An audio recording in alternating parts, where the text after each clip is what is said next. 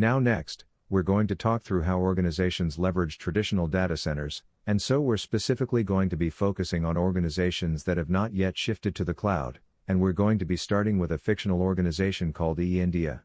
And within E-India, there is a group that has decided that they should launch a new social network for professionals as a new line of business. Now initially, they're focusing on the United States at launch, and if they're successful, they are looking to expand into Europe and Asia. Now, they're currently working to secure funding for the initial infrastructure because it's going to cost a good deal of money to build up the initial data center. So let's begin to play this out. So here at E-India, they were able to secure an initial round of funding. And since they're located in Nashville, they built a data center in Nashville. It took 5 months from when they started to when they were actually able to move in.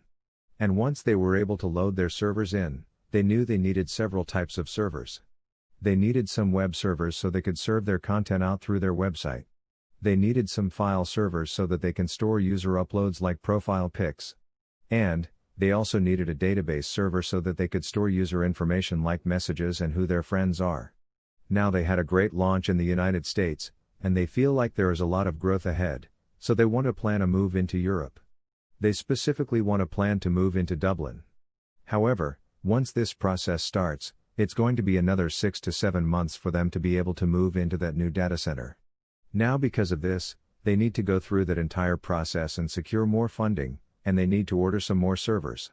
After 7 months, they're finally able to move in some servers in their data center in Dublin as well. But they don't want to just stop there, they also want to move into Asia, but something unexpected happens. They have tremendous growth in the United States, and they need to expand their data center in Nashville so they're able to go in and add some more servers. But once that demand happens, it takes them at least a month to order the servers, get them there, get them installed, and configured. So during that time, several users were experiencing performance issues with their social network. Now, once all of that's in place, they're finally able to shift their attention to the data center in Asia, which is going to be in Singapore, and it takes another 6 months to begin to get that in place and to order servers, and they then deploy their servers in Singapore. But something happens. Users that were interested in the platform in Singapore have already moved on to something else, and so they have all of these servers and their data center sitting there in Singapore being barely used, and they have put a significant investment in getting it up and running. Now, let's pause on E-India for a minute and let's take a look at what we've learned. First of all, when we're looking at traditional data centers, it takes an initial upfront investment, and a pretty large one at that. Organizations have to plan to either build a new data center or rent space within an existing data center. Next, forecasting demand is difficult.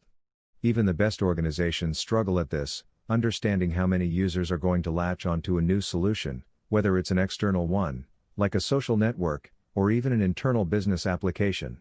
Next, it's slow to deploy new data centers and servers, so not everything can be ordered overnight via Amazon Prime, and so there are times when it will be very difficult to get up and running if we need to respond to a change in demand quickly. Next, maintaining data servers is expensive, so with E-India, for every new data center that they spun up, they're going to need to add dedicated resources, dedicated individuals, to maintain that server infrastructure at each of those data centers, and that's a cost that's ongoing. And next, you own all of the security and compliance burden with each of those data centers. So nobody wants to get hacked, and nobody wants to be sued for being hacked, but if you're an organization owning those data centers, that entire responsibility rests on your shoulders to be sure that you're following all of the industry best practices. So now with this said, we're next going to look at some of the benefits of cloud computing. Thanks for watching our video. For more videos, please take 1 second and press the button below, like, subscribe, and bell icon.